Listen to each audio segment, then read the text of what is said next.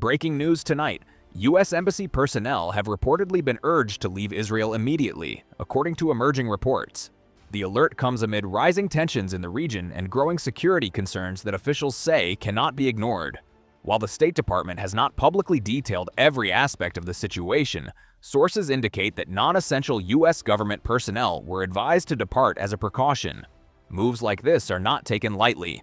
When the United States begins repositioning diplomatic staff, it usually reflects a serious shift in the security environment. To understand why this matters, we have to look at the broader regional context. The Middle East has been experiencing heightened instability, with ongoing conflicts, proxy confrontations, and escalating rhetoric between state and non-state actors. Any sudden change in posture by the U.S. government signals that intelligence assessments may point to elevated risks. For American citizens currently in Israel, this development raises urgent questions. An advisory directed at embassy personnel does not automatically mean a mandatory evacuation for all Americans. However, it does serve as a warning that conditions could deteriorate quickly. Historically, these alerts are designed to give individuals time to assess their safety and consider voluntary departure options before circumstances potentially worsen. Embassy staff are often among the first to be repositioned during times of heightened threat.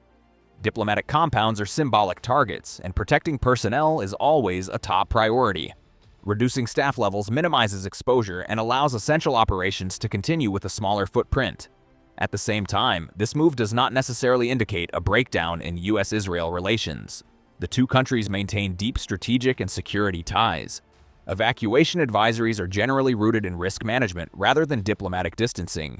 In fact, coordination between Washington and Jerusalem is typically strongest during moments of crisis. The broader implications, however, could extend beyond Israel.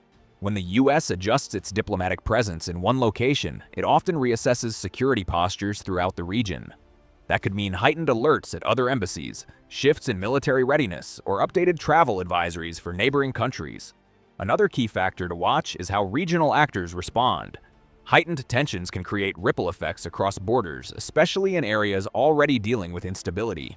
Intelligence monitoring, military positioning, and diplomatic messaging will all play critical roles in the coming days. In the hours ahead, observers will be looking for official statements from the State Department, updates from the U.S. Embassy, and any confirmation of additional security measures. Travel advisory levels, airline operations, and on-the-ground security conditions will provide further clues about how serious the situation may become. For now, what's clear is this: when U.S. diplomatic personnel are advised to leave immediately, it reflects a calculated decision based on evolving security assessments.